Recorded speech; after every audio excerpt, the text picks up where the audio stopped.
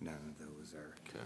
You just tell me what to put and I'll put It it. is a little fast, I think. But see, when you structure it like that, It's those a are the setup. options, then it's like, then it's. Please stand for the Pledge of Allegiance.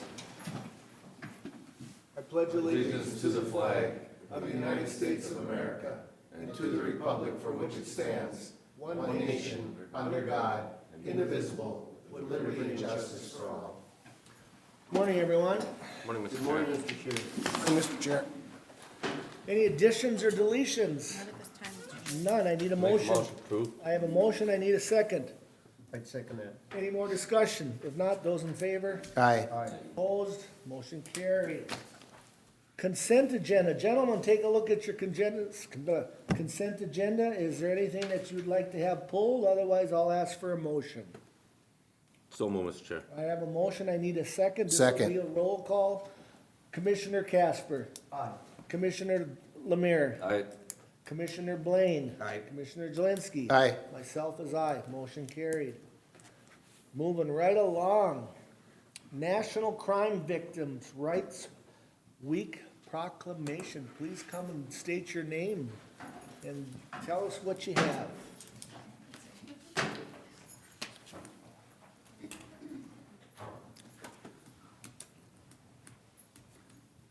Good morning, good morning, good morning. Good morning. Morning.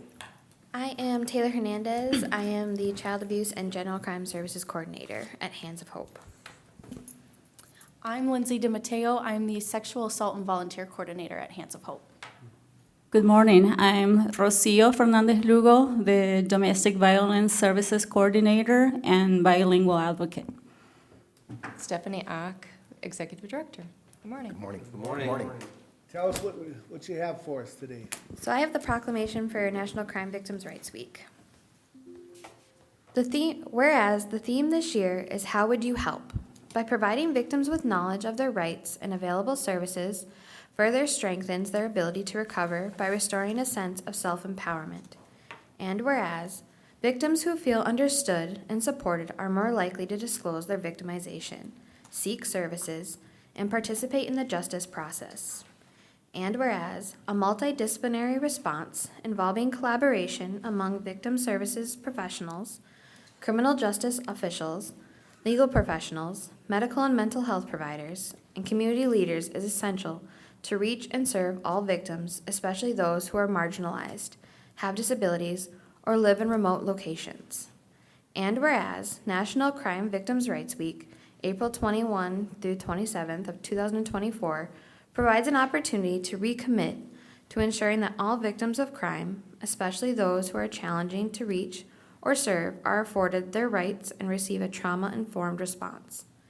And whereas Hands of Hope Resource Center is hereby dedicated to strengthening victims and survivors in the aftermath of crime, building resilience in our communities and our victim responders, and working for justice for all victims and survivors.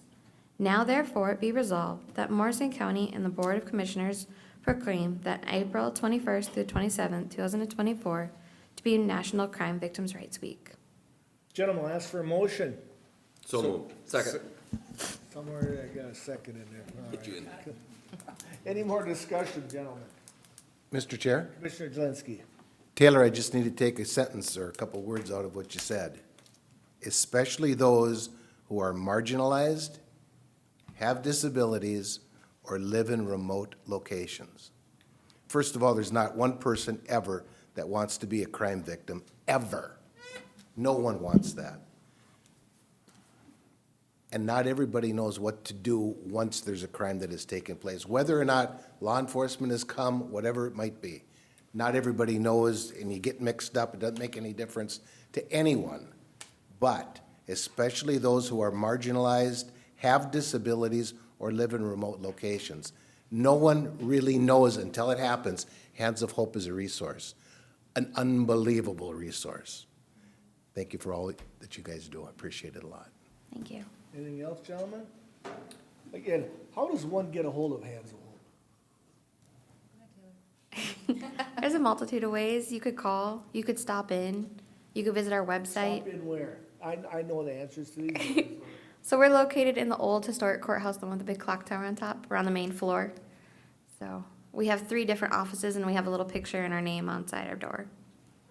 Do you have a phone number that you can call too? Yes, we have a phone number that has a business line, and we also have a 24-hour crisis line available as well. And again, all of us here, we know the work that you guys do, so we really appreciate it, but, you know, I say, if someone, you know, if I'm trying to reach out to you, it's good to get that information and say, okay, where do we go to help this here, because people don't realize the work that Hands of Hope does, so, a lot of them, I shouldn't say a lot of them do, but again, appreciate what you guys do for us. I'm going to Anything else? answer your Sure, question go actually ahead. very specifically. So our website is www.handsofhope.net, Okay, and our 24-hour line is 320-632-4878. glad you got that memorized, cause, yeah. All right, anything else, gentlemen? Go ahead, Commissioner Casper. Mr. Chair, I was just going to say thank you that you're looking out for the downtrodden. The world oftentimes would just step on them and climb the ladder, but you guys are there for them, and thank you so much. God bless your efforts. Thank you, Mr. Chair. Gentlemen, I got a motion and a second. All those, any more discussion? If not, all those in favor? Aye. Opposed? Motion carried. Do we have a photo op here, Mr. Administrator? All right. Have you say that,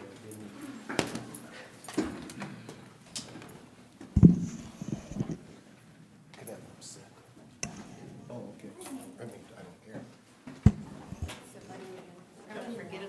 Or stand, shouldn't matter.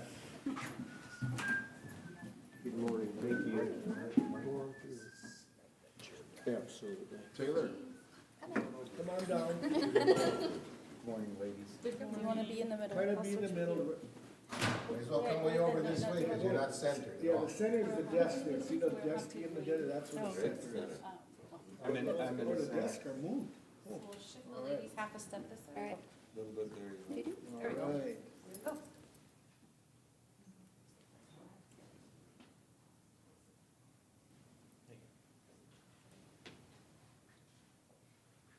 Got it. All right. It's going viral. Keep up the good work. Stay safe, keep smiling.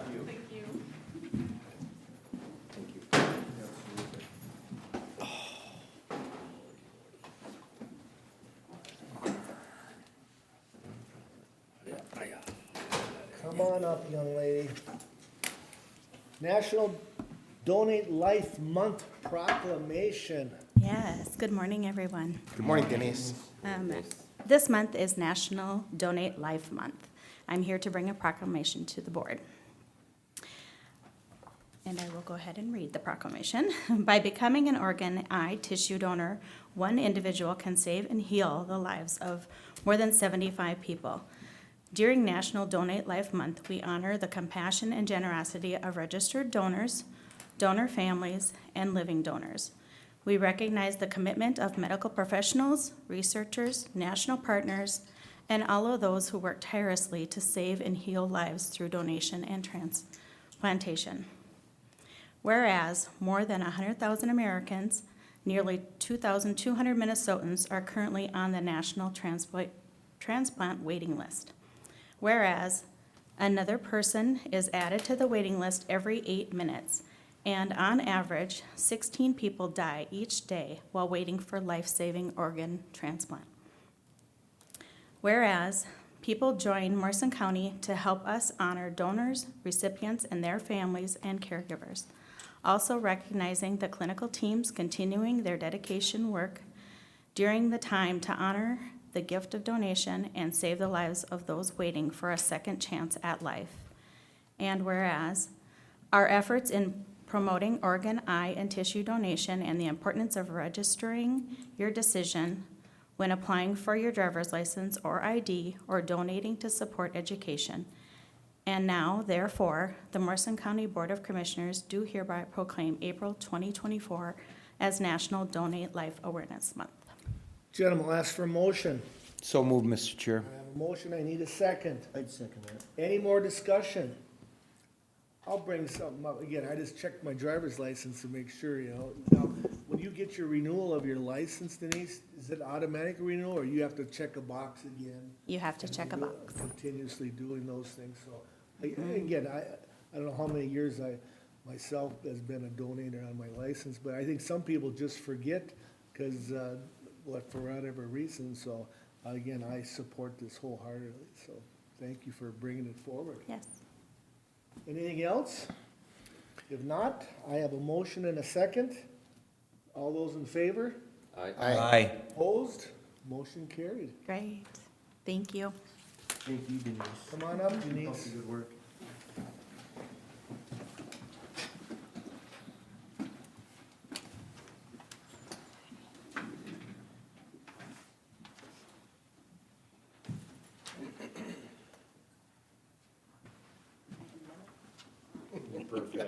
How we doing here?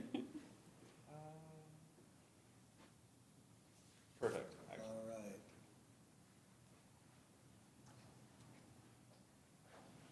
Got it? Okay. Thank you, Denise. Denise, have a great day. Thanks. Thank you, Denise. Thank you.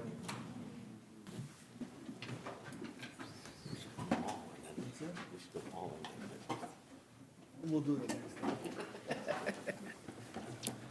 Okay, foster care recognition. Please come up and state your name and tell us what you have for us. You can talk on this one. Yeah, I'll let you. Good morning, Commissioners. Nathan Bertram, Health and Human Services Director. May is a month being recognized for many things, but one of them is Foster Care Month, so I will let them introduce themselves. Good morning, Jeff Bowman, Morrison County Health and Human Services Adult Services Supervisor. Kim DeZurek, I am a child foster care licensor. Melanie Erickson, Supervisor for Child and Family Services. Okay, I will read the proclamation. Whereas the family serving as the primary source of love, identity, self-esteem, and support is the very foundation of our communities, our state, and our country. And whereas Morrison County Social Services currently has 29 licensed child foster families, relative foster families who have opened their homes and hearts to children whose families are in crisis, play a vital role helping children and families heal, reconnect, and launch children into successful adulthood. And whereas Morrison County Social Services currently has 21 licensed adult foster care providers who have opened their homes to provide a family environment to individuals with developmental disabilities, mental illness, or who are elderly. And whereas there are numerous individuals, public and private organizations who work to increase public awareness of the needs of children and adults in foster care, as well as the enduring and valuable contribution of foster care providers. Now, therefore, we, the Morrison County Board of Commissioners, do hereby proclaim May as Foster Care Month in Morrison County and urge all citizens to volunteer their talents and energies on behalf of children and adults in foster care, foster parents, and the professional staff working with them during this month and throughout the year. Thank you for that, gentlemen. I need a motion. So moved, Mr. Chair. I have a motion. I need a second. Second. I have a second. Any more discussion? Not all, I was a foster, or my wife and I were both foster parents back in the 80s. I think times have changed back then from then until now, so, but again, it was a great experience for us, but then we had a larger family and those things don't come up, but, do parents, like when they did background, I don't even know what they did to us. It really wasn't that big of a thing for them to, hey, you want to be a foster parent, and I don't know if they did background checks. So it's pretty easy. Is it still kind of easy to become a foster parent? Well, yes, there is more rules and regulations than there was then. We have the Adam Walsh background study, and we're fortunate here in Morrison County that our office support team helps us with those fingerprint background studies. So that's been a really excellent thing, and that is for both adult and child foster care.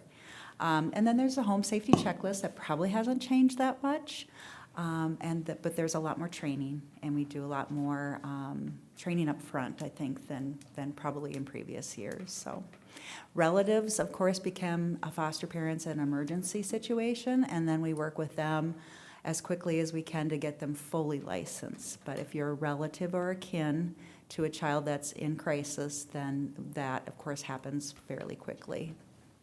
And I don't think that process exists for adult foster care at all. It does not. So again, I know there's different levels of children and that sort, you know, that come into your home.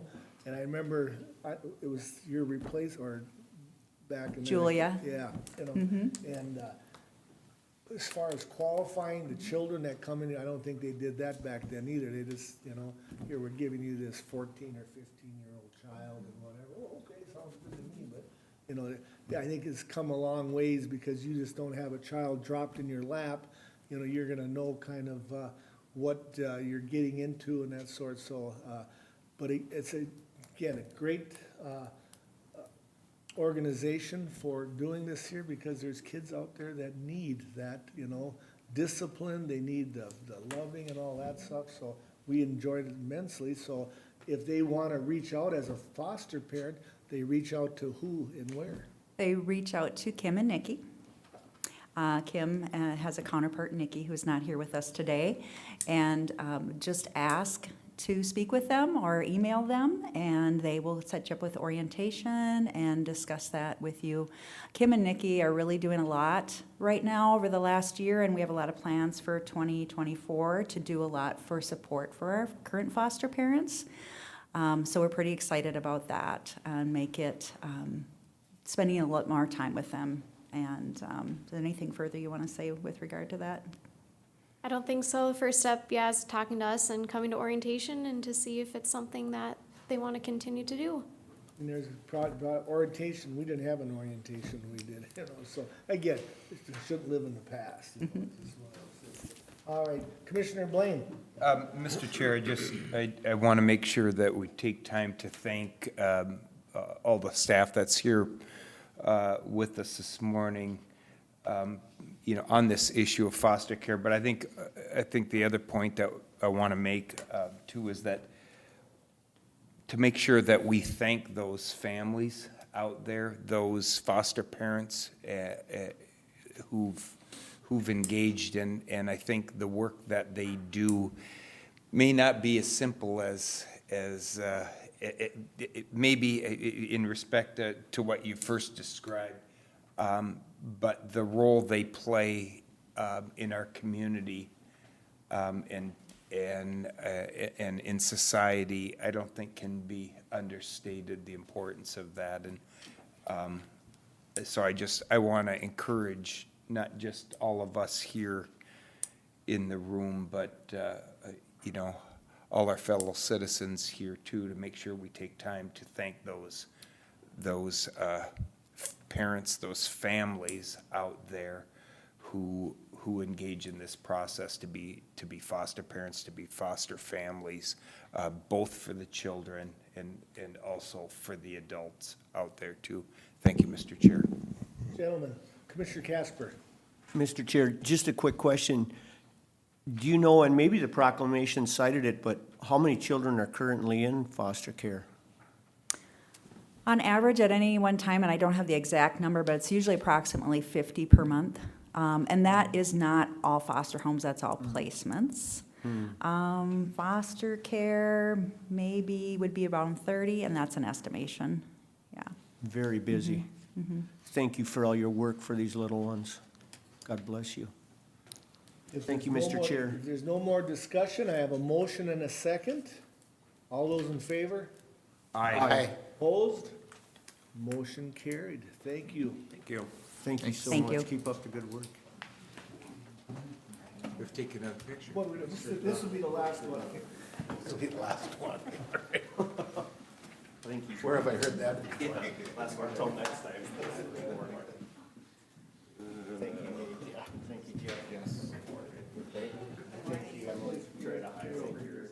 Nobody wants to be in the All right, now. Morning, Kim. All right, let's try it. If it doesn't work, they'll tell us. Okay. Can you see Commissioner Mel needs to go in between those. A little closer. There we go, perfect. All right. Let's do a mirror between the two of you. On the other side of Nate, there. There we go. that. Randy? Not now. Yeah. Where do we want Randy to go? There we go. All right. All right.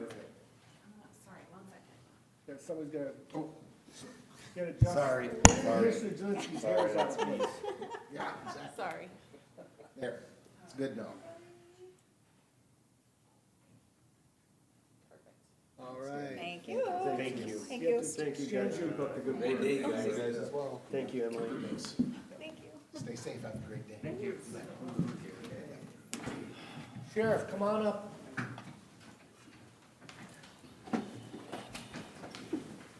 All rise. Morning, Mr. Chair, members of the board. Sheriff Larson, good morning. Morning, Sheriff. If I can just, give me a couple seconds here, I gotta get everything situated.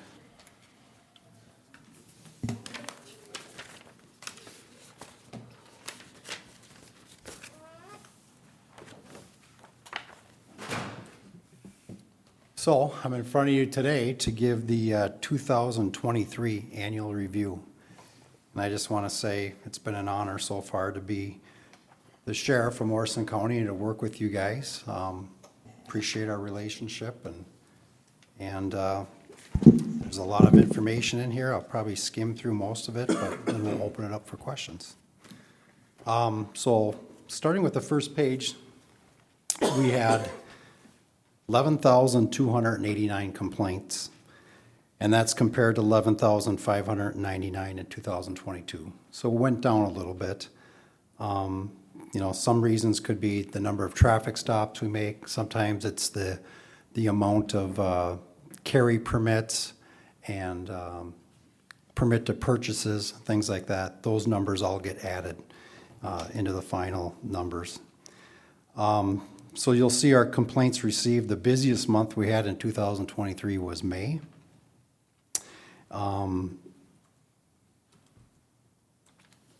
If you move on to the chart to the right, you'll see we had 116 DUIs in 2023. That's comparable to 113 in 2022.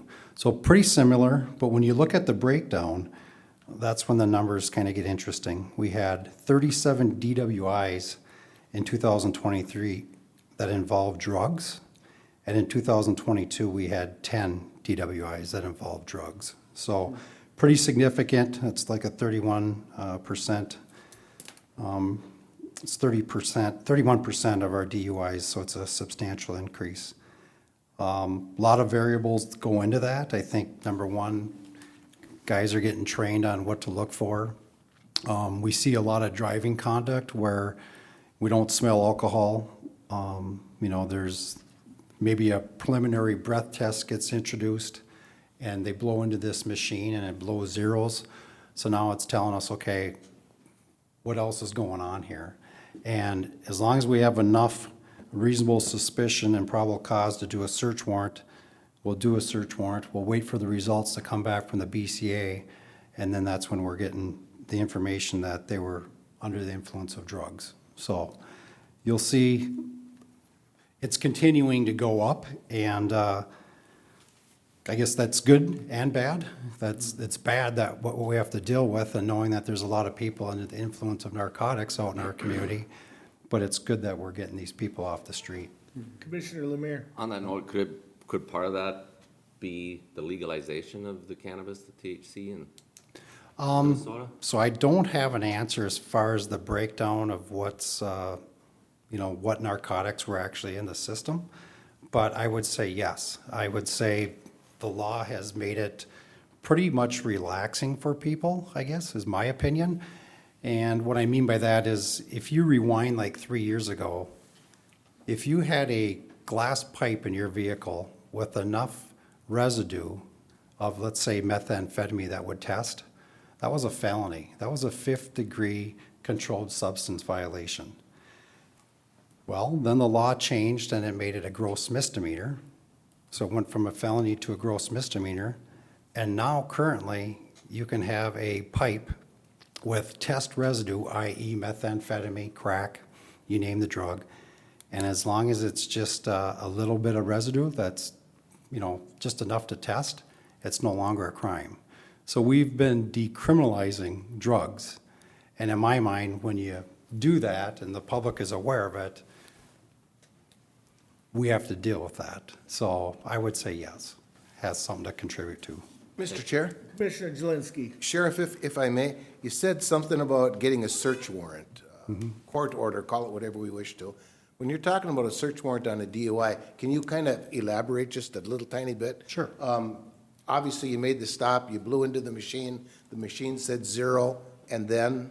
So, yeah, good question, Commissioner. So then we have to apply for a search warrant that goes to a judge, and we have to put our reasoning why we want this person, i.e. the defendant, suspect, to follow through with the blood draw.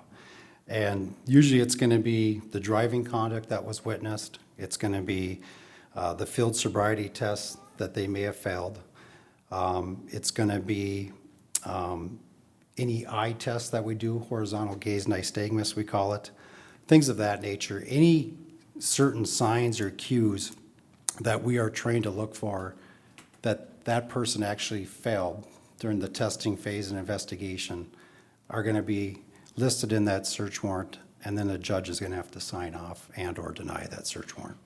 So how would that go exactly if you pulled me over and I said, I was offered, I'm to assume, I was offered by said law enforcement officer, would you like to give me a sample of your blood? And I said yes. Then we avoid the search warrant, I'm to assume, I don't know that. So usually with the blood test, we're normally going to apply for it anyway. That Okay. way it's always covered. Okay. If this was alcohol related and I could smell alcohol and I either got admission or I can prove that it's alcohol related, Yep. then I'm probably just going to bring you to the jail and have you take a breath test. Understood. And then it'll give me the immediate results and feedback. But with the blood and urine, unfortunately, we don't have immediate results. It gets sent to the BCA, and then we have to wait till it gets analyzed before we get the results back. Thank you, Sheriff, for that explanation. Thank you, Mr. Chair, that's all I have. And if we can refrain maybe from a little more questions, let him give us his report, and then let's hit him with the questions. Okay. So moving on, just the update on the jail scanner. As you remember, we had 6 overdoses back in February of 2022. So in late 2023, we made the purchase of the Tech 84 body scanner. Happy to report that it's in place, it's installed. I'm a little frustrated though, we had to, there's policies and then there's kind of waiting on the state. When I say state, Minnesota Department of Health, they have to give us a variance and approve it before we can actually utilize it. So our staff was trained on this in early January. We first recently got the variance that we're allowed to now use it. So we're going to use it, but we're going to retrain our staff just because it's been a few months and we want them to know what they're doing. And then once we implement it, which will be in early May after the training, there'll be consistency. So hopefully it'll just, we won't have to worry about that. So that's where we're at with that. Jail recap real quick. We averaged 46 inmates in 2023. That average was per day. We brought in $420,000, $420,295 in revenue, and that was through January to December for the full year. And again, a lot of that had to do with our 2-year contract with Beltrami Jail. As you remember, April 1st, 2023 through April 1st, 2025, we're in a 2-year contract with them. That's contract covers 20 inmates, that's $55 a day, which equals $1,100 a day with all 20 inmates, $33,000 a month, and $396,000 a year. So we're very happy to have that contract in place. And of course, we get more revenue because we're bringing in other counties as well. And you'll see, not only did we have Beltrami, we had Koochiching County, Itasca, and Monoman counties as well. So kudos to our jail staff. They've been doing a great job and they've been very proactive in trying to get more out-of-county inmates into our jail as well. I just wanted to mention some of the programs in jail because I get asked a lot in the public, hey, what do you guys actually do in the jail? What programs are available? So I just wanted to highlight some of those. Our jail programmer, as you're aware, is Tim Brummer. So he brings in volunteers who basically donate their time. There's a lot of drug addiction classes that are offered to the inmates. There's Teen Challenge, Bible study, peer support. There's AA for males and females for Alcoholics Anonymous. We have Sunday morning worship services for all the inmates.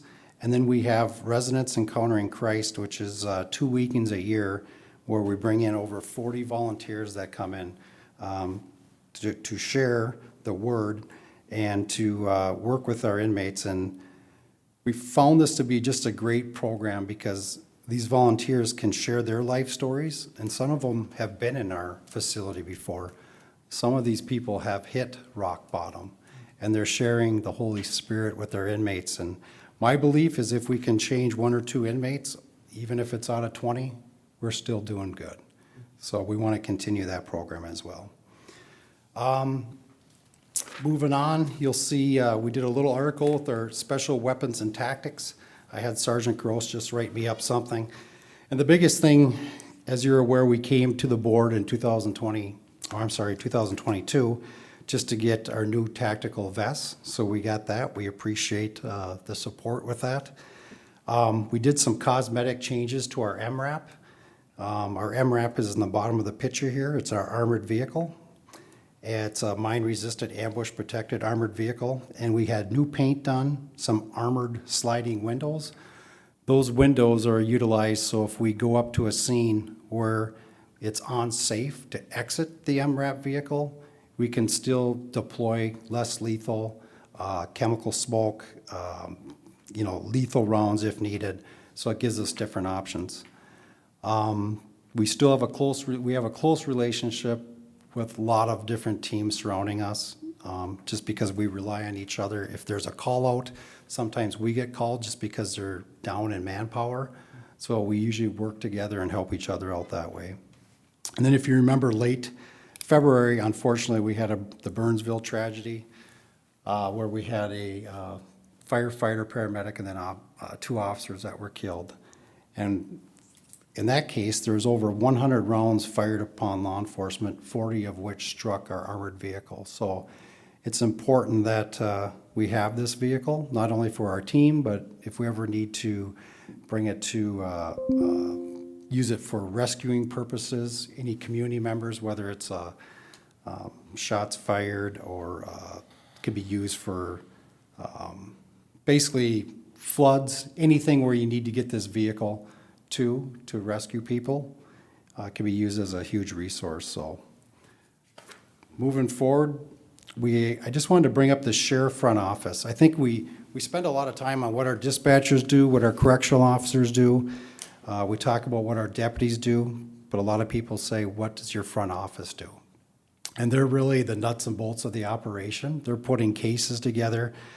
So that's our front office is our administrative support staff.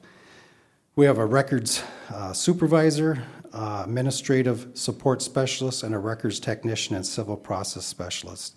So that's all the records, management, civil process, and paper services that they're coordinating and putting together. They're also processing body camera and squad video requests. Once in a while, we'll get data requests, and it's time consuming, but that's what their job is. And then they work with our gun permit applications and then any front counter reception services that are needed as well.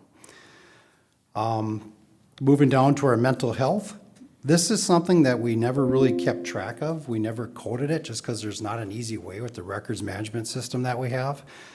So our staff actually went through every single incident crime report from January through December of 2023.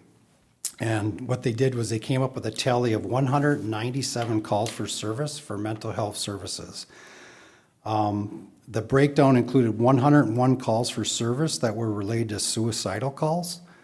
Some people are saying, hey, I feel suicidal, or it could be a third party saying, hey, I got information, that so-and-so is very depressed and they need your assistance. And then the remaining 96 calls were mental health related. So out of 197 calls, 69 individuals were transported for follow-up services, either by ambulance, Morris County deputy, or a personal vehicle. And a lot of those calls, we don't leave anybody unattended. If we go there and we find out that, the person's depressed, but maybe they, the third party that called it in said they were suicidal, but we feel like they aren't, we're gonna give them options, whether that's the mobile crisis line, whether or not they wanna go seek additional help, or we'll have them call a family, a loved one, just to make sure that they're there with them so we're not leaving them alone. And then if you scroll down to the very end of that column, mental health continues to be prevalent in our jail as well. 2023, we had 1,200 inmates that were booked in, and they, out of 1,200, 315 were seen by our mental health professional, which is a licensed clinical social worker. So that's about 26% of our inmates are being seen for mental health purposes. Now we'll scroll down to medical examiner cases. In Morrison County, we had 227 deaths in 2023. And again, we contract through the Midwest Medical Examiner's Office in Anoka. 197 of those bodies were declined out of 227. So in other words, when they assume the body, that means the bodies are going down to the medical examiner's office for an autopsy.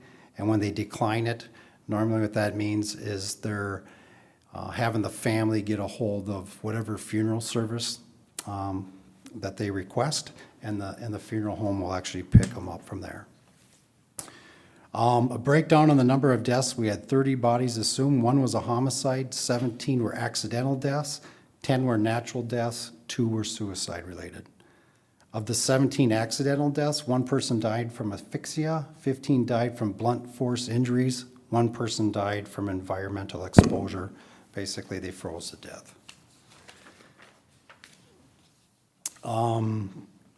This chart here basically shows that the blunt force injuries, again, were 15. 10 of those were non-motor vehicle accidents. 5 of them were motor vehicle accidents. So the non-motor vehicle accidents was basically, like an example would be an elderly person falling down the stairs and striking, their body striked an object.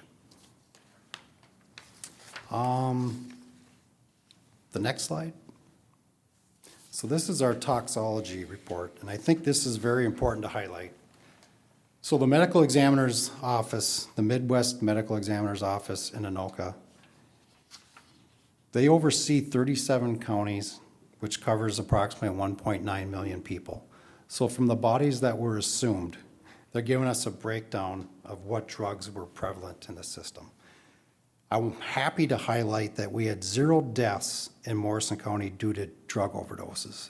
If you remember last year, we had 12. So this is huge for us. I can't pinpoint what happened. I'd like to say a lot of it is from our staff, the education in our schools, Coffee with a Cop, where we work with different law enforcement agencies within Morrison County. And then, of course, a lot of it's because of Narcan. We carry Narcan, which is a medication used to reverse the effects of opioid overdoses. Although I don't have that number in front of me, I can tell you there's multiple calls during the year where we get called where someone's had an overdose or they're unconscious, not alert, but they got a heartbeat. And we go there and our deputies are utilizing Narcan and reviving them. So that's part of it as well. But I think it's a breath of fresh air for us just to realize that 0 deaths in Morrison County due to drug overdoses, that's huge. And that speaks volumes on all of us at the government center and law enforcement that we're doing something right. Anyway, this just gives you a breakdown, again, of not necessarily Morrison County, right? But all the other counties where they assume the bodies for drug overdose related calls. You'll see fentanyl was present in 240. Methamphetamine was present in 252. Cocaine was present in 31. Heroin, 5. And xylazine was present in 7. And I believe xylazine is like a muscle relaxant used by veterinarians. Usually it's in mixtures of opioids like fentanyl and heroin. So this isn't from our people, this is from other counties. But what this tells us is that fentanyl and methamphetamine are obviously still very prevalent in Minnesota, not only here in our county, but throughout the state. Next slide. This is just another breakdown of the blunt force injuries that we already covered. Go to the next slide. The manner of death, this is a breakdown that we already kind of talked about, just gives an updated chart. And then the next two slides, they talk about what type A and, or I'm sorry, Group A and what Group B offenses are. And we're going to go back to a slide in a little bit, but the biggest thing that we're seeing is in Group A crimes is crimes against property. We're seeing damage to property, vandalism. We're seeing a lot of thefts in Morrison County. And then Group B crimes is on the bottom, the second page. We're seeing the most out of Group B crimes driving under the influence. So that comes into play with this chart that I'm gonna have you scroll all the way back up. And it's a chart that's labeled 2023 BCA crime rates.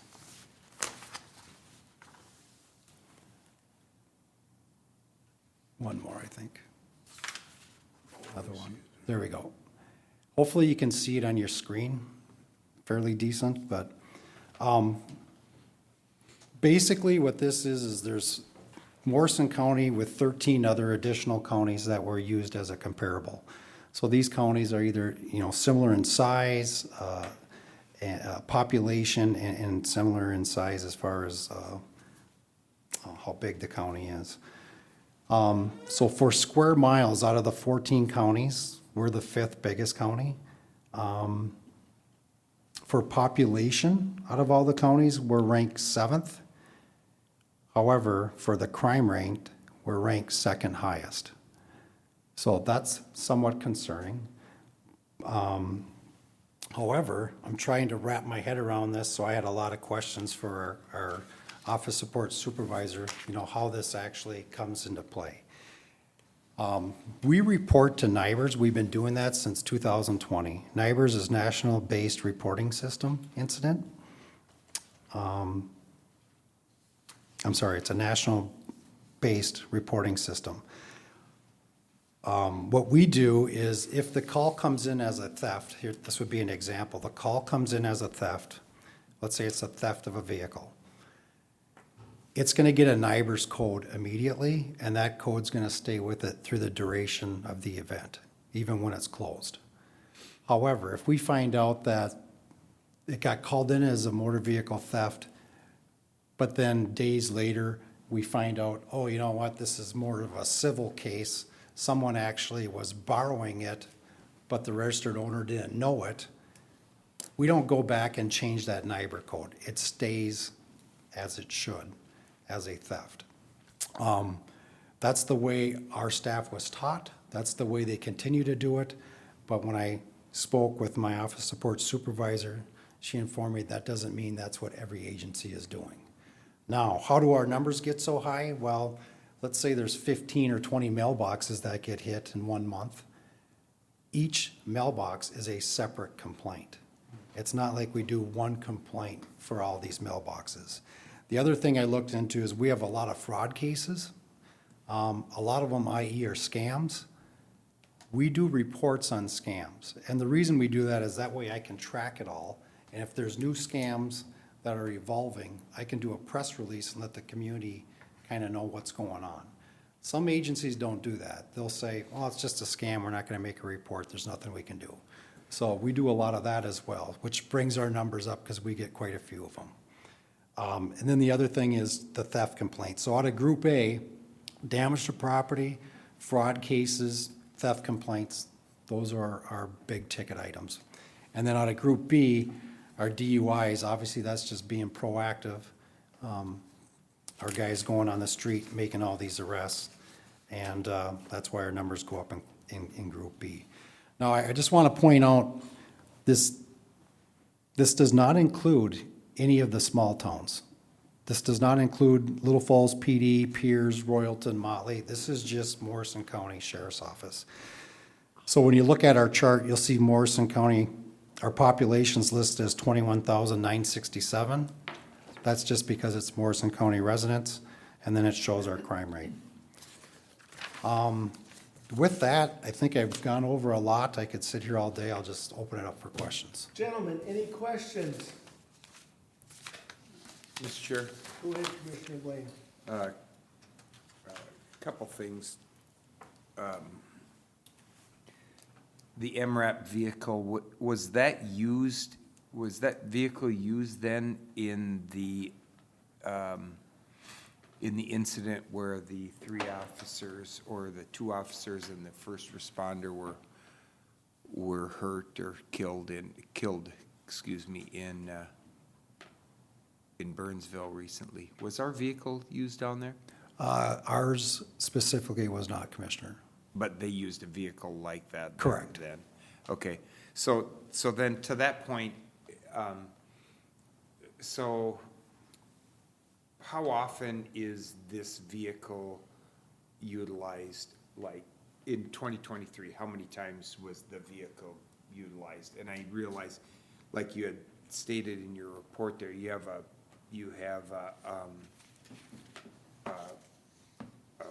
very strong working relationship with Crow Wing County, and I know you and your office is is held in very high esteem by our other neighboring counties around here. But I was just curious on that. So about how often was the vehicle deployed during 2023, if you have any idea? So I would just say approximately about 17 times, and I say that about 5 times deployed for an actual search warrant. Because anytime our SWAT team goes out, the vehicle goes with it. Yep. And then, so you got approximately 5 calls for service that included our armored vehicle. And then every month, they use it for training purposes, so a minimum of once a month as well. And we can fit our entire team in the vehicle, and we also have heating and air conditioning, so a lot of times it's brought with just because of the elements that we're dealing with as well. Okay. And then to that point, do any of our neighboring counties, surrounding counties, also have a MRAP vehicle, or do they all, or how does that play out? So I know Crow Wing County does, I believe Mille Lacs County does, and Stearns County does, for sure. Not sure about Benton. I know Todd County doesn't have a team. Yep. But, yeah, a lot of times now, if a neighboring county wants assistance, they want our armored vehicle as well, because it might be 2 separate teams, making an approach on a residence. And usually time is on our hands. Hopefully it is most of the time. And if we do, we know both teams are safe inside an armored vehicle. And, it can withstand 50 caliber rounds. So we're pretty protected. And it's knowing that we can go to a scene and keep all of our personnel safe. So to answer your question, even though we assist each other, we still bring our MRAP with and utilize it. And if I may, Mr. Chair, the other question I wanted to ask, and we had, months ago, we had talked about this in this continual war on drugs in our county, but specifically the risk with fentanyl to yourself and your officers at particular scenes, maybe not even crime scenes, but cases of overdose or drug investigations or whatever. There is, as what was shared with us, there is significant risk to your officers on exposure to fentanyl, to some of these other substances out there. I have to ask the question, in this past year, in 2023, did we have to hospitalize or treat any of your officers for that type of exposure? So in 2022, when we had the 6 overdoses in our jail, we had a couple people just go into the hospital to get checked out, but for 2023, I don't believe we have. I don't think anybody had to go to the hospital for exposure. Okay. Off the top of my head. Okay, very good. Thank you, Sheriff, bet. and thank you for this report too. Very in-depth and comprehensive. Anything else, gentlemen? Commissioner Casper? Just a quick question. Thank you, Mr. Chair. I was wondering, do you have an idea the amount of turnaround time to send a drug test in and get it back from the BCA? That's a good question, Commissioner. Thank you, Mr. Chair. You know, usually we're looking at probably that 30-day mark. Sometimes it's a little quicker, sometimes it's not. But yeah, it kind of depends on what the BCA's load is at the time and how they receive it, and therefore they turn around and prioritize it that way as well. I see. Thank you. You bet. Thank you, Mr. Chair. Sheriff, going into the mental health services, Yep. you said approximately so many numbers that were our provider that handles mental, did we hire somebody, or do you bring in an outside source for mental service to come into the jail? I can't remember if you could, So the mental health is taken care of by our advanced correctional health team that we have contracted through our jail. But then we also have a jail social worker that we hired. We work with Health and Human Services. I think it was like 2018 that went into effect. And our mental health social worker in our jail does a phenomenal job as well. They're supporting inmates and trying to help them coordinate their release. Whether that's assistance and guidance through financial services, healthcare, chemical dependency, things of that nature. Just trying to make a smooth transition from the jail to the community once they release, and hopefully we're not seeing them again. and then another question, I'm gonna do a 180 on the inmates where we have a contract with Bell Trimming. I think you said $55 per inmate. Correct. Is that competitive? Because I believe we've been, about a year into Bell Trimming now, and I've been an advocate of getting them here, but it's becoming competitive, I'm assuming, because Beltrami is building a jail, right? Correct. So, you mentioned that we're trying to reach out to other counties, Michigan is one of them. That's a continuous thing, but if another jail might say, well, we'll do it for $50, or does that become competitive that way? So, Mr. Chair, it is a competitive market. We're not the lowest, but we're not the highest either. And, we've talked with our jail administrator and jail programmer and others about this rate. And it seems to be a rate that Beltrami is very happy with. But through discussions, we also understand that there's a potential to lose business if we move that rate up any higher. But it's something we're definitely going to reevaluate again at the end of the contract with Beltrami. All right, thank you for that. Bet. Anything else, gentlemen? Thank you, Sheriff. Thank you. Thank you for that great Good job, presentation. Sheriff. We Appreciate it. Great report. Thank you. Thank your guys for us too, please. Yeah. Absolutely. Yes. God bless you, Sheriff. God bless you. Stay safe, keep smiling. Administrator report. Thank you, Mr. Chair. Let me get it pulled up here. Following up from last week's planning session, just as a quick recap, 2 weeks ago, I was contacted by SciTech, and they had reached out asking for an updated letter of support for them to apply for the Border to Border 10 grant, as well as the Federal Reconnect 5 grant.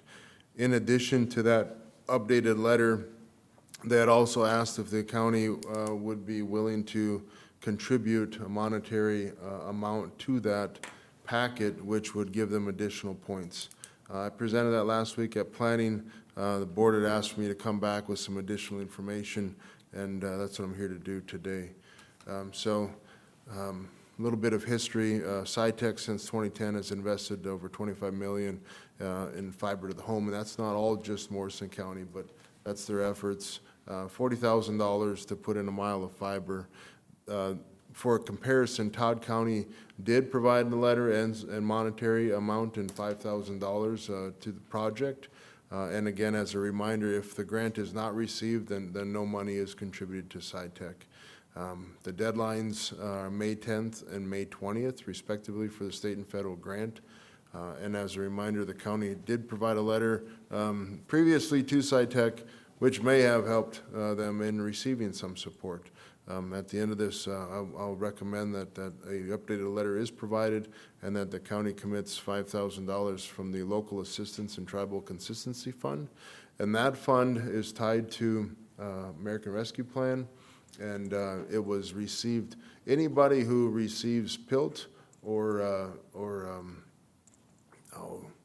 land tax, I interrupt, I know what PILT means, could you explain what PILT is, please? payment in lieu of taxes on property, and if you receive that as county and on those properties, then you are eligible to receive this LACTIV fund. And so for us, it would be a local assistance fund would be the part for us, not the tribal consistency. The county received $100,000 last year, and that money can be used for anything other than lobbying efforts. And unlike ARPA, there's not a timeline of commitment and obligation tied to it.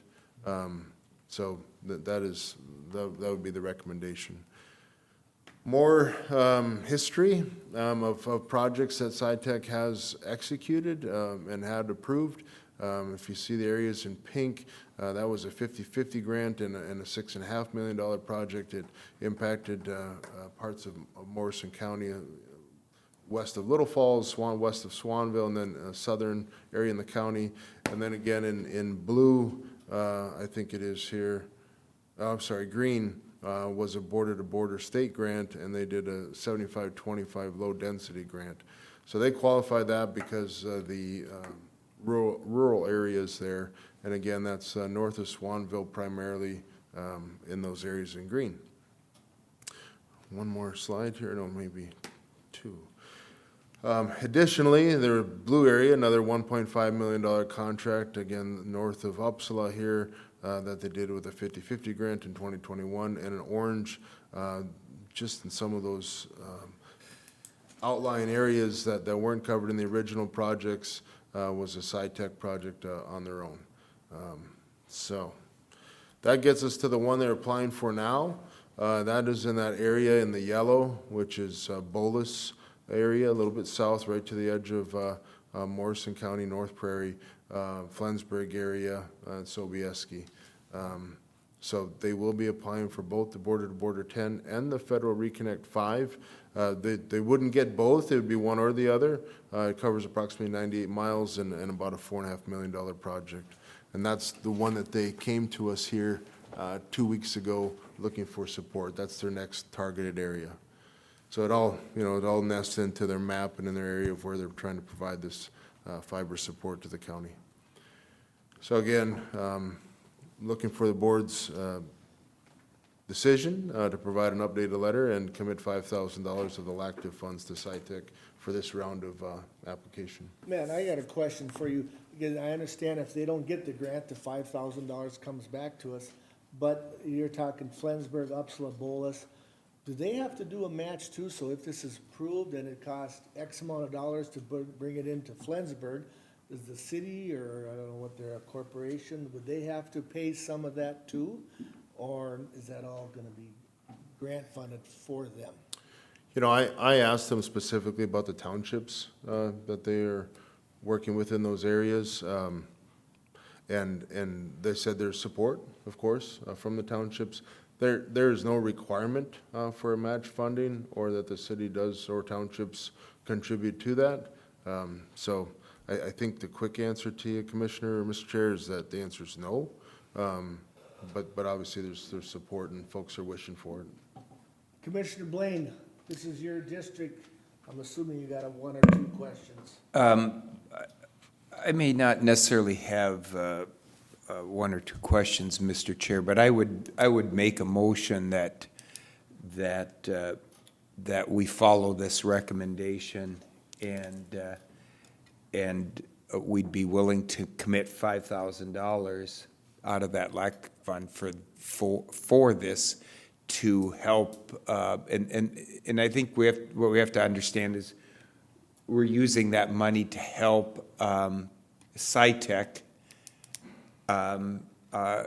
to position themselves to gain this award. And I think I think a couple of things to keep in mind is I think we've all heard for a number of years now from our constituents and from residents in the county for better access to the internet, to, for communication and so I think this is, in my mind, this is probably could be considered about the least we can do to help in that effort to help residents have better access. I also think that we also have to remember SciTech is a part of our county and is a part of the based in the city of Uppsala, and they're doing good work here. I recognize the fact that most of what is on the map here resides in my district, in District 5, but I also believe I'll let the rest of the board know, I would be supportive of the same action with SciTech or any of the other fiber installers who are looking to help other parts of Morrison County have better access. And I believe there is and will be a continued push by companies like CTC and forgetting the other one over there on the yes, yep, and East Central Electric will also have that opportunity to. I think this is a good thing for Morrison County. Obviously, it would be a good thing for those areas in the western part of our county out there, and I would urge support from the rest of my colleagues. So if I may, anyway, last year, SciTech came to us for this last year, this amount of money, and, go ahead. No, Mr. Chair, they didn't, they only asked for a letter last year. That's right. And as what they're experiencing that I can gather is as they, along with the other agencies, are applying for these IIJA and other infrastructure and technologies grants from the state, they're becoming increasingly more competitive. So to up the odds of being awarded these grants, now they're moving it to the next step to ask for some additional funding for those points in that application process. So again, I'll put this out there to the board. Is this something that can be continuously now, if we would give a dollar amount for this grant, do you think other grant companies are gonna say, well, you know what, we're applying for this money, do you wanna help us out? Is that gonna be, again, a challenge down the road? Because there's a lot of people are applying for grants. Again, this is the first time I think that another company's applied for a grant, and then they want us to support that grant by donating or giving some money. So just throwing that out there, maybe I'm way off track too, I don't know. Mr. Chair, if I may Go ahead. respond, if I may respond to that, and I too can be very sensitive to precedent setting by actions that we take. We have in the past done many things or taken many actions in looking at grants, even grant applications for our county and how we do business, and we do matching grants and that. But I think certainly under your leadership and being one of the most senior board members here, you also recognize the fact that we have the opportunity, we execute on that opportunity to evaluate every one of those as they come on their merits. And I look forward to that and I think that may be the most important precedent that we set as a board, that we don't use the word precedent. Well, since we did it here, we'll do it again. We take the opportunity every time to evaluate every one of these requests on their merits and execute a vote or a discussion on them, Mr. Chair. Gentlemen, any more discussion? Commissioner Casper? Mr. Chair, I was just gonna ask Matt if he can back up a slide. Was that like $40,000 a mile? Is that what you showed? It back was farther? on the first slide. Yeah, I don't think that 40,000 is accurate, huh? When they say the 98 miles, or, Yeah, was it 4.5 million for 98 miles? Is that what the? for this project. Now, what I don't know, Commissioners, you know, these are tidbits of the information that they provided to me. I don't know if they're tying into something existing. I don't know what other work has to be done. This entire project that they're applying the grant for is a $4.5 million project. Fiber on its own, they're telling me is 40,000 a mile if they're, you know, as a pure rate. How that all applies is, you know, I mean, I can get the details of the contract if that's what you're interested in.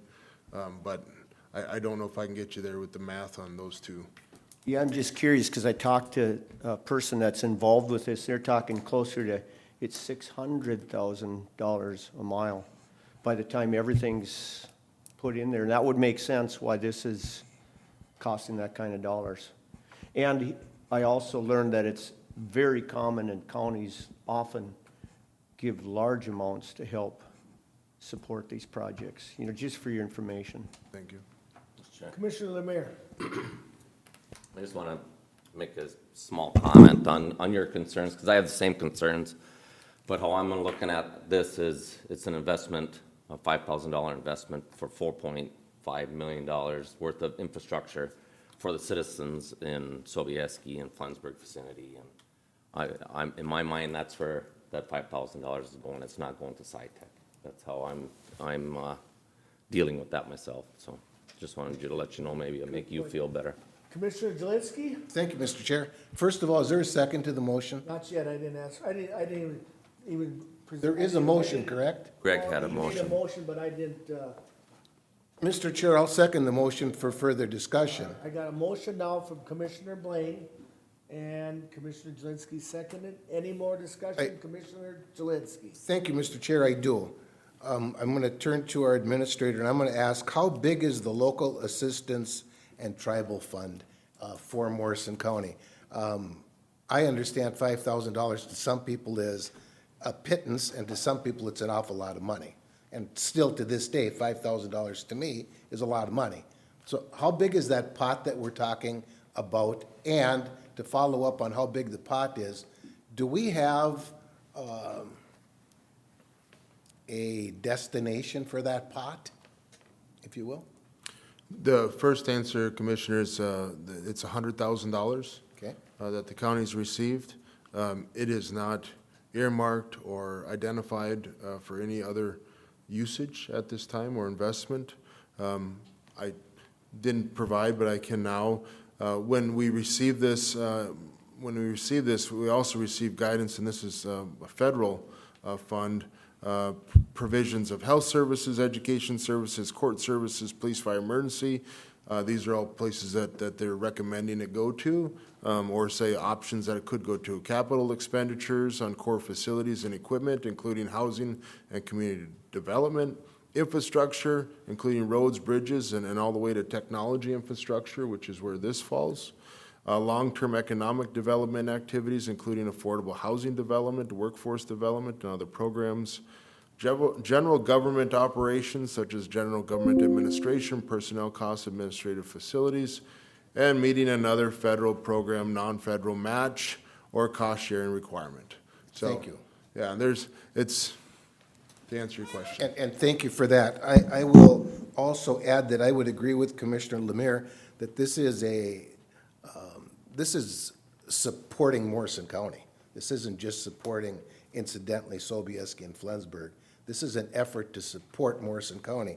And the reason that I seconded the motion the reason I seconded the most lengthy motion by Commissioner Blaine, if I understood him correctly, he would support, as I would anticipate this board would support, X agency that installs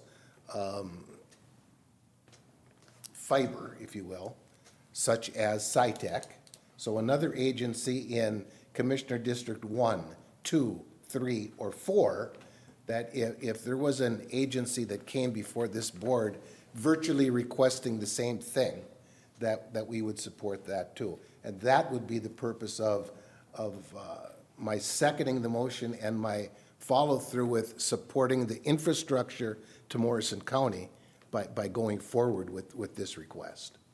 And that's all I have, Mr. Chair. Thank you. Commissioner Jazinski, well, great, that was a good discussion. Any more discussion? Right now, I have, this will be a roll call, but again, I have a motion and a second. If not, this will be a roll call. Commissioner Blaine. Aye. Commissioner Jalinski. Aye. Commissioner Casper. Aye. Commissioner Lemire. Aye. Myself as an aye, motion carried. And Mr. Chair, that's all I have for the board today. All right. We got some dates here for our calendar. The 28th through May 4th. We're going into May already. To May what? May 11th. And you know what? I'm gonna do something different. I'm gonna start with Commissioner Casper. Wow. Do I have to go through all of these now? Just what do you have for us? Yep, just like, Unreal. What were the dates again? April 28th. April 28th Okay. through April 11th, so whatever. May 11th. May 11th. Thank you for that. I just don't wanna That's leave all right. I don't wanna leave April maybe. You said April I don't either, 28th, to correct? be honest with you. April 28th 28th, through May 11th. May Very good. 11th. All Very right. good. So we have 8:30 planning session on Tuesday, April 30th. And then that evening at 6 o'clock, PC BOA, right here at the Government Center. And then scooting over into May. Should I give you my personal, no, just kidding. Just give us whatever you, we don't want your doctor's appointment. Okay, okay. We have TSWAC on Friday, the 3rd, over at the landfill. And then the 7th, we have the employee breakfast at 6 o'clock in the morning, followed by the board meeting. And then on Wednesday, the 8th, Greg and I have a meeting up at Wadena at 15:45 or 3:45 for Morrison Todd Wadena Community Health Board. So that's in Wadena at the Pizza Ranch. And then Thursday, the 9th of May, at 6:30 in the evening, we have, or I have, Camp Ripley Trails Committee over at City of Little Falls. And that's it. All right, thank you. You're welcome. Commissioner Blaine. The only thing I'll add or mention on this is on that Wednesday, May 8th, all of the commissioners are invited and encouraged to attend, as all three counties will get together in our commissioners at 4 o'clock at the big old Pizza Ranch, isn't it? Pizza Ranch in Wadena. And other than that, I'll remind anybody who ordered trees from your friends at Soil and Water, May 10th, you gotta pick them up. They're all sold out, they were sold out like months ago already. so- Yeah, that's all I have. All right, Commissioner Lemire. I got nothing to add. All right, and then I'll go to Commissioner Jalinski. What else do you have for us? Thank you, Mr. Chair. On the 29th of April at 10 o'clock in the morning, I'll be involved in a State Emergency Communications Board planning meeting, the city of St. Cloud. At 4:30 that afternoon, I've got a Good Neighbors EMS meeting at St. Gabriel's Hospital. On May 1st, that Public Safety Communications Conference is getting closer to being a reality. I've got a virtual meeting at 3 o'clock in the afternoon on May 1st. On the 2nd at 10 o'clock in the morning, I have a State Emergency Communication Board Legislative Committee meeting, and the real possibility of another Public Safety Communications Planning meeting. It it's getting that close to where they're kind of saying, well, we might have to meet again. On the 3rd of April, I would remind everyone that at 3 o'clock, there's a retirement gathering in the jury assembly room for Sherry Chris from courts, for anybody that wants to know. What day is that? That would be on Friday, the 3rd.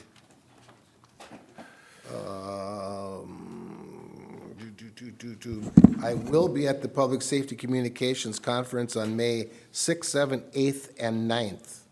I will not be able to attend the county breakfast or our next county board meeting on the 7th, as I will be out of town. On the 8th, well, let's see that, and also the Wadena Community Health Board meeting, I will not be able to attend that one.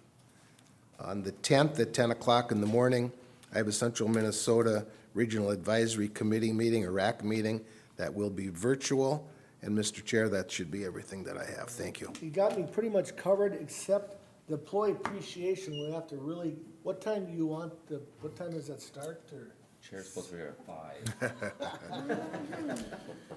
Mr. Chair, I think we're gonna start serving at 7 or just prior to. What I'll do is I'll talk with our committee chair on that, Amy, and get a timeline out to the commissioners. But those that are cooking on the cooking detail will be here a little bit earlier, and we'll, typically our public works crew comes through as they are coming on to head on out and get on the road. So they're usually here early, about 7 or so. And then just to let, for Wednesday, I will be out of town, so I will not be able on the 8th attend the Wadena. It's a very educational, I don't think I missed one yet, but this will be the first one. So it's a good informative meetings that they have up there for all the county commissioners. Other than that, you have me covered. Anything else, gentlemen? It is 10:16, meeting adjourned. Thank you, Mr. Chair. All right, moving on. There's your roll